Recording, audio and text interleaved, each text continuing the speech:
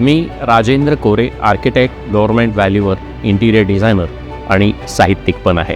की ज्यावेळेस मी प्लॅन पाहिला, बिल्डिंग प्लॅन पाहिला, तो इतका छान, मी आर्किटेक्ट असल्यामुळं मी माझ्या नजरेतनं पाहिला, अतिशय छान प्लॅनिंग केलेलं आहे. आणि प्रत्येक मजल्यावरचा प्लॅनिंग म्हणाल तर एका मजल्यावर 4 फ्लॅट, 2 मोठ्या लिफ्ट, 2 जिने आणि प्रशस्त रूम आहे, प्रशस्त पार्किंग आहे, 2 मजल्याचं पार्किंग आहे.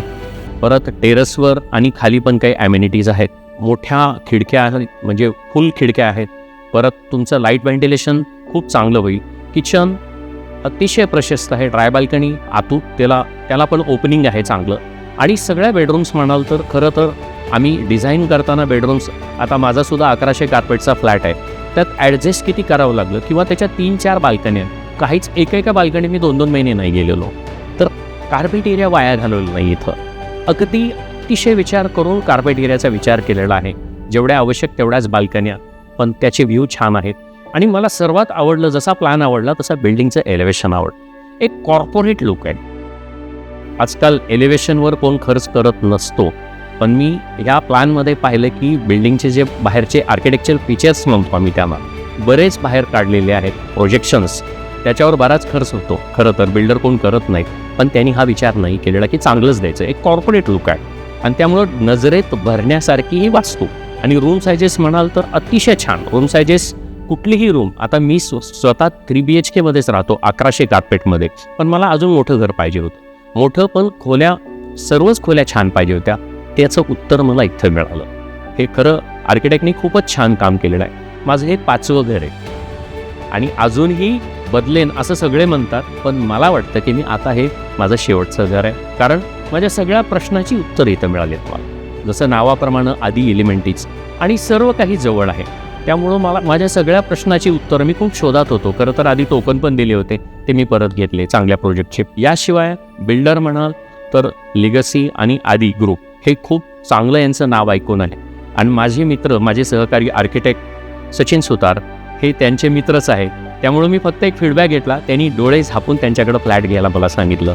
माझ्या सगळ्या प्रश्नाची उत्तरं, खरं म्हणजे अतिशय कमी वेळात मी हा फ्लॅट बुक केला. कारण मी सगळी चौकशी करत होतो, माझं समाधान मला मिळत नव्हतं. पण ज्यावेळेस मी इथं साईटवर आलो, प्लॅन पाहिला, लोकं पाहिली, इवन फ्रंट ऑफिसचे साईटचे लोकं पण पाहिले, तर त्यावेळेस मला सर्व समाधान वाटलं. आणि सरांनासुद्धा ज्यावेळेस भेटलो त्यावेळेस मला खूप समाधान वाटलं की ट्रान्सपरन्सी आहे.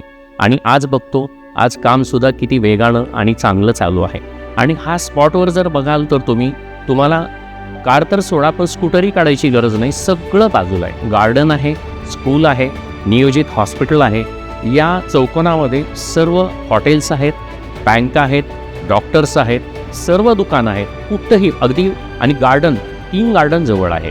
तर त्यामुळं याच्यापेक्षा चांगली जागा मला कुठं मिळेल. आणि शेवटी मी साहित्यिक आहे, तर माझ्या आवडी फुलवण्यासाठी तर इथं नक्कीच चांगला वाव आहे असं मला वाटलं.